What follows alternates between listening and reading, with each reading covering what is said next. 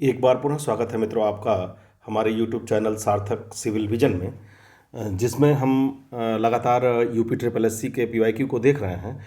और यहाँ पे हमने इसके पहले 4 चैप्टर्स देख रहे हैं। हम चूँकि चैप्टर्स वाइज देख रहे हैं, तो इसके पहले संवैधानिक विकास एवं विशेषताएं, संघ एवं राज्य क्षेत्र, भारतीय संविधान के प्रमुख भाग तथा मौलिक अधिकार हम देख चुके हैं। और आज का जो हमारा टॉपिक है वो हमारा टॉपिक है मौलिक कर्तव्य। बहुत ही इम्पॉर्टेंट टॉपिक है और इससे भी प्रश्न बनाए ही बनाए जाते हैं और पूछे जाते हैं।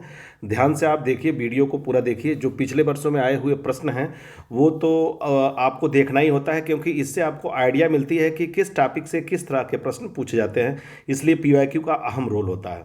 तो आज हम देखने जा रहे हैं मौलिक कर्तव्य, और हम देखते हैं कि मौलिक कर्तव्य में यूपी ट्रिपल एस सी किस तरह से प्रश्नों को पूछता है।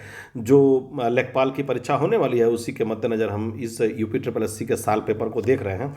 आप यहाँ देख सकते हैं, लेखपाल है इसमें, लेकिन जो इसमें प्रश्न पूछे गए हैं वो PCS का एग्जाम हो या अदर भी एग्जाम हो, उसमें भी समान रूप से उपयोगी होता है। तो आज हम अपना टॉपिक शुरू करते हैं, और आज का जो हमारा टॉपिक है वो है मौलिक कर्तव्य। ठीक है, मौलिक कर्तव्य से संबंधित पहला प्रश्न हम देखते हैं। पहला प्रश्न पूछा हुआ है कि भारत के मूल संविधान का हिस्सा नहीं थे। तो एक चीज़ तो यही जान लीजिए कि मूल संविधान का हिस्सा नहीं थे, यानी कि ये मौलिक कर्तव्य जो है, मौलिक कर्तव्य के बारे में ही कह रहा है, मूल संविधान का हिस्सा नहीं था, बल्कि सरदार स्वर्ण सिंह समिति की सिफारिश पर 1976 में 42वें संविधान संशोधन अधिनियम द्वारा जोड़े गए थे। तो मित्रों, प्रश्न यही है, आपको ध्यान से देखना है कि ये जो मौलिक कर्तव्य जोड़ा गया है ये स्वर्ण सिंह समिति की सिफारिश पे जोड़ा गया है। किसकी सिफारिश पे? एक प्रश्न तो यही बनता है कि जो मौलिक कर्तव्य जोड़ा गया उसकी सिफारिश किस समिति ने किया था, तो ये स्वर्ण सिंह समिति है। प्रश्न नंबर 1 हो गया।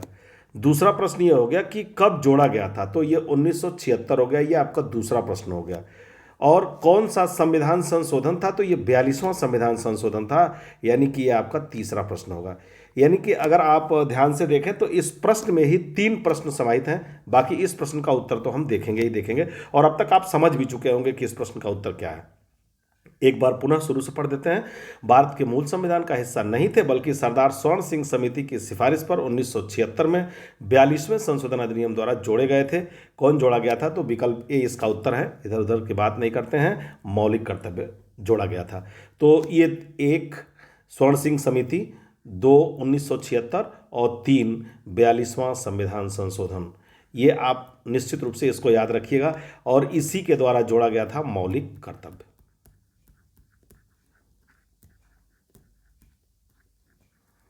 ठीक, अब हम नेक्स्ट प्रश्न देखेंगे इसके बाद। और ऐसे ही प्रश्नों को देखते समय हम सावधानी से देखेंगे कि इससे क्या क्या प्रश्न बन सकते हैं। यहाँ इसकी व्याख्या भी आप देख सकते हैं। यहाँ लिखा है, मौलिक कर्तव्य भारत के मूल संविधान का हिस्सा नहीं थे, बल्कि सरदार स्वर्ण सिंह समिति की सिफारिश पर वर्ष 1976 में 42वें संविधान संशोधन अधिनियम द्वारा जोड़ा गया था। अगला हम देखते हैं, मौलिक कर्तव्य, ये अगला प्रश्न है, मौलिक कर्तव्य भारतीय संविधान के निम्नलिखित में किस अनुच्छेद में सूचीबद्ध है? बहुत ही शानदार प्रश्न है, और वन लाइनर प्रश्न है, आपको याद ही इसको करना होगा। तो आप देखेंगे यहाँ विकल्पों में आर्टिकल 16, 119, 111 और 51 ये दिया गया है। तो जो मौलिक कर्तव्य था वो डी इसका आंसर सही हो जाएगा। डी आंसर सही होगा, अनुच्छेद 51A इसी के द्वारा जोड़ा गया था। देखिए, मौलिक कर्तव्य को 42वें संविधान संशोधन अधिनियम 1976 द्वारा भारतीय संविधान के भाग, जब हम लोग संविधान के भाग पढ़ रहे थे तो हमने पढ़ा है किस भाग में क्या है, बहुत इंपॉर्टेंट है। और मैंने अपनी वीडियो में बताया भी है कि आपको भाग, जो 22 भाग हैं कुल संविधान में, 22 के 22 तो आपको नहीं जानने हैं, लेकिन 22 में 12-13 भाग ऐसे हैं जो बराबर पूछे जाते हैं। तो एक प्रश्न यहाँ ये भी है कि मौलिक कर्तव्य किस भाग में आता है ना? तो इसको आप ध्यान रखेंगे, कौन सा भाग है ये? भाग 4A है ये। ठीक है, तो ये ध्यान रखिएगा, अनुच्छेद 51 ये जब जोड़ा गया तो अनुच्छेद कौन सा हो गया, तो अनुच्छेद 51 ये हो गया में जोड़ा गया, जिसमें नागरिकों को 10 मौलिक कर्तव्यों का उल्लेख किया गया। कितने मौलिक कर्तव्य हैं ये भी ध्यान रखने वाली बात है, 10 मौलिक कर्तव्य बताए गए हैं।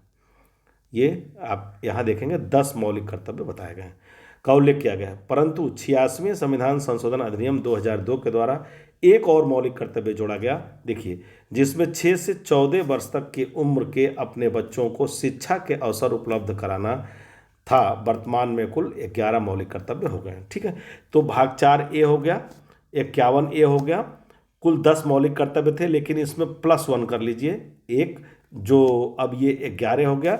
जो 6 से 14 वर्ष के बच्चों तक के उम्र के बच्चों के लिए शिक्षा के अवसर उपलब्ध कराने की बात कर रहा है, ये एक और जुड़ गया, और इस तरह मौलिक कर्तव्यों की संख्या कितनी हो गई, तो 11 हो गई।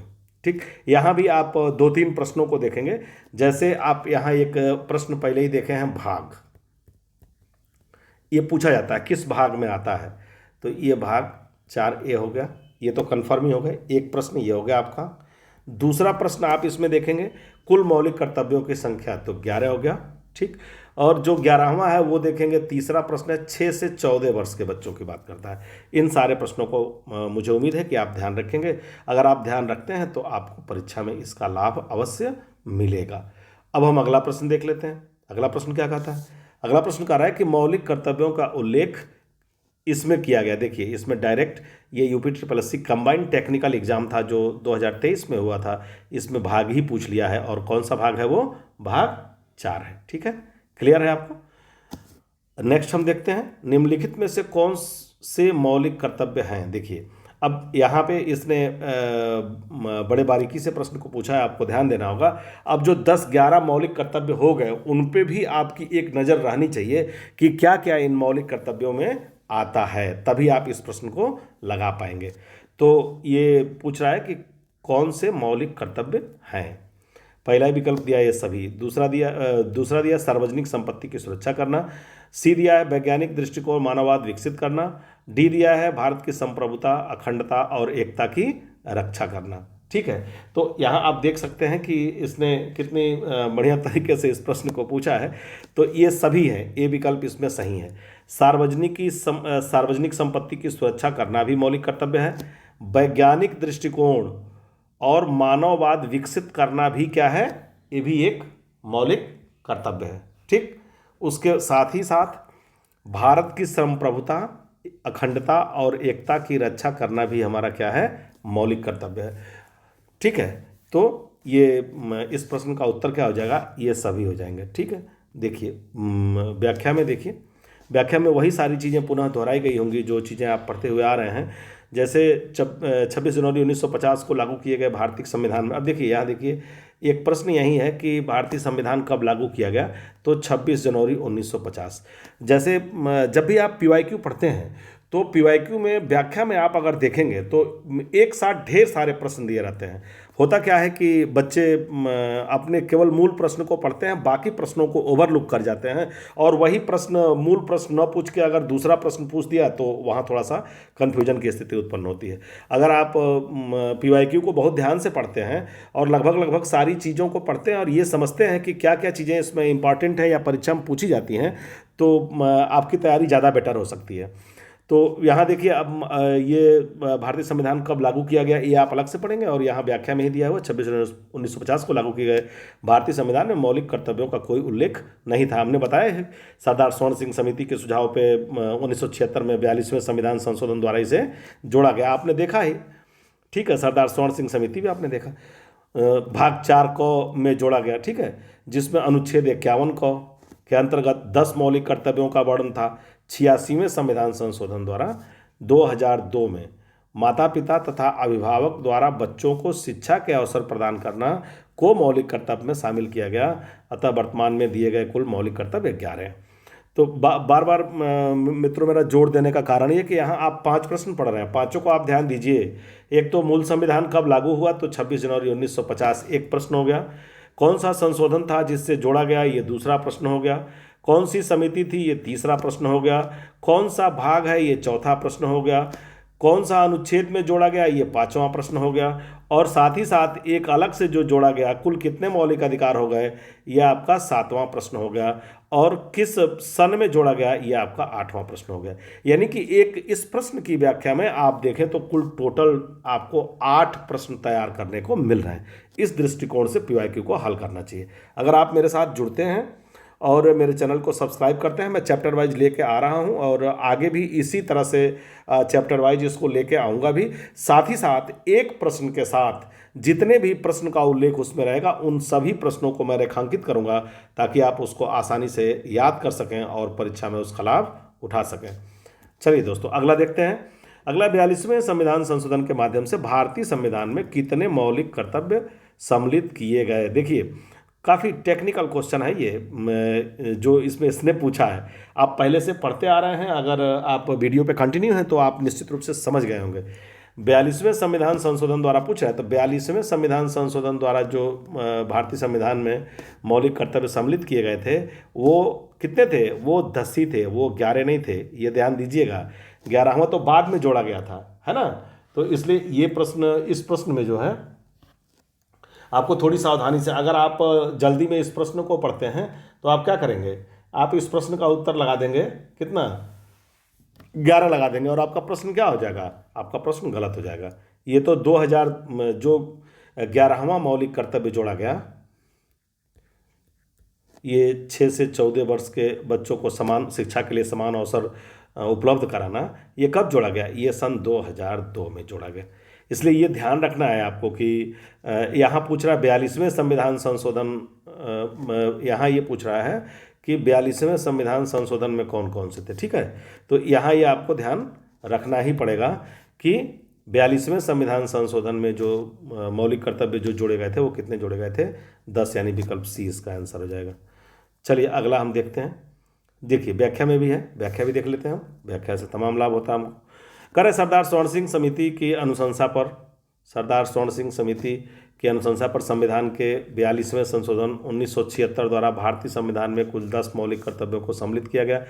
इससे रूस के संविधान से लिया गया। एक प्रश्न और है, मौलिक कर्तव्य कहाँ के संविधान से लिया गया है? तो ये रूस के संविधान से लिया गया है, ठीक है। ये रूस के संविधान से लिया गया है। वर्ष 2002 में 86वें संविधान 86वां संशोधन 2002 में मौलिक कर्तव्य शामिल किया, जिसे माता पिता अभिभावक को सुनिश्चित करने का कर्तव्य सौंपा गया कि 6 से 14 वर्ष तक के बच्चों के शिक्षा का अवसर उपलब्ध हो गया।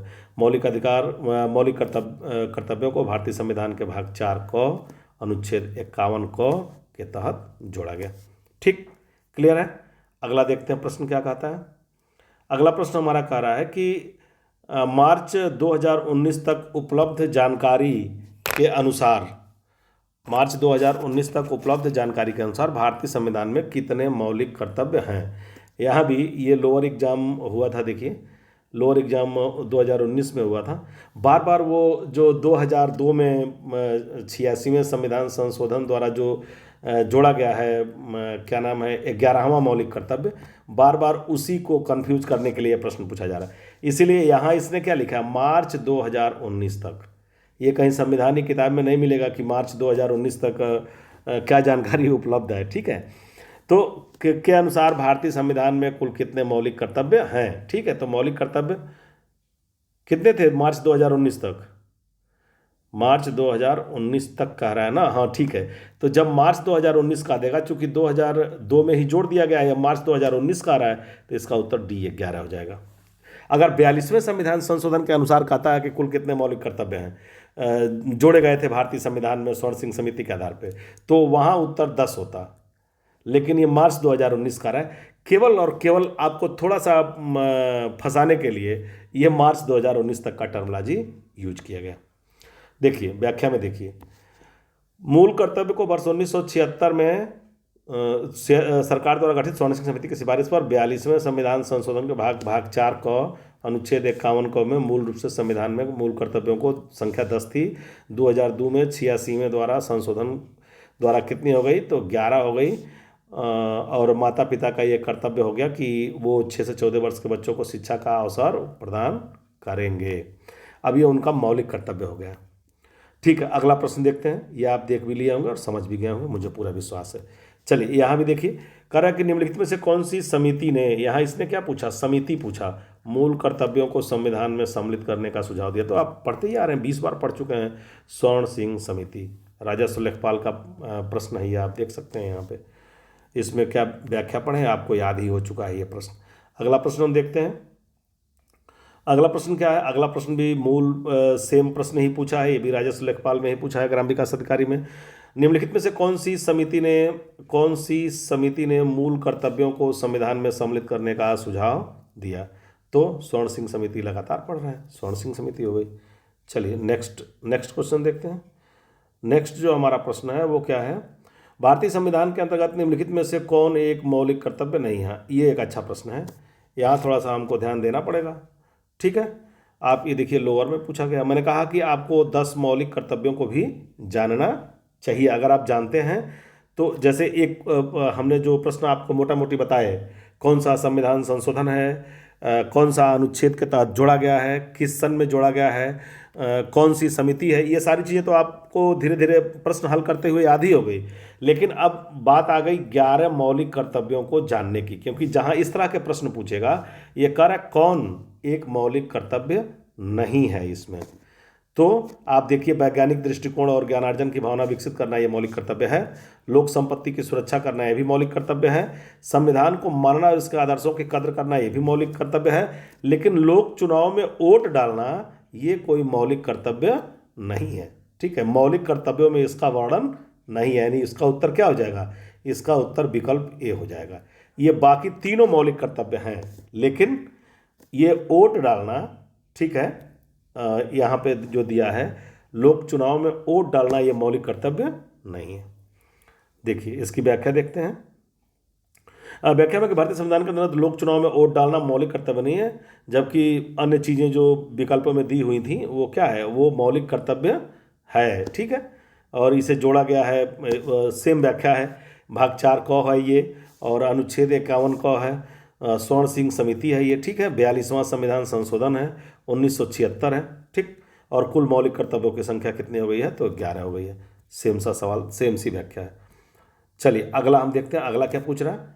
तो अगला हम देखेंगे, अगला पूछ रहा है मौलिक कर्तव्यों से संबंधित अनुच्छेद 51A को संविधान में किसके द्वारा शामिल किया गया? देखिए यहाँ पे कुछ नहीं किए हैं, थोड़ा सा भाषा को परिवर्तन किए हैं। ये केन सुपरवाइजर की परीक्षा का प्रश्न है 2019 का।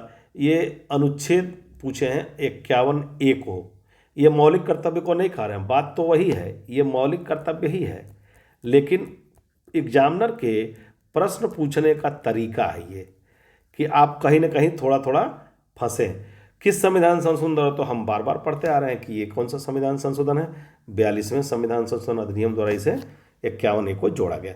अब अगर एग्जैक्ट आपको, जैसे मैंने बताया कि आपको 51 ये एग्जैक्ट नहीं पता है अगर, तो आप फिर सोचेंगे 51 ये क्या है। लेकिन अगर आपको सारी चीज़ें पता हैं, ठीक, अगर आपको स्वर्ण सिंह समिति पता है, ठीक, आपको 42वां संविधान संशोधन मालूम है, आपको 51A मालूम है, ठीक, आपको 4 क मालूम है, आपको 86वां संविधान संशोधन मालूम है, ठीक है, और कुल 11 मौलिक कर्तव्य मालूम है, तो ये चाहे जहाँ भी घुमाते रहें आपको, आपके सेहत पे कोई फर्क नहीं पड़ेगा, आप अपने प्रश्न का उत्तर लगा ले जाएंगे।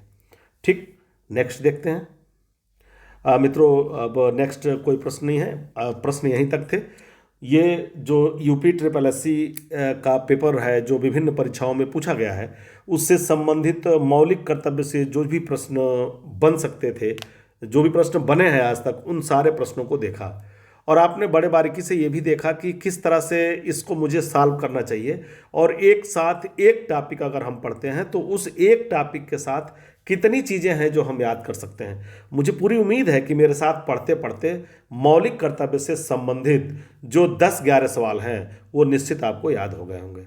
अगर आपको इस वीडियो का फ़ायदा मिला है तो आप निश्चित रूप से मेरे चैनल को लाइक कीजिए, शेयर कीजिए, सब्सक्राइब कीजिए। हम और भी इसी तरह से चैप्टर वाइज इस पूरे संविधान को तो लेके आएंगे ही, बाकी सारे विषयों की भी जो PYQ में पूछा गया है और कैसे कैसे उससे प्रश्न बनते हैं या बनाए जाते हैं, या एक चैप्टर से कितने तरह के प्रश्न, एक क्वेश्चन में कितने तरह के प्रश्न बन सकते हैं, ये बताने का प्रयास जरूर करेंगे। धन्यवाद दोस्तों।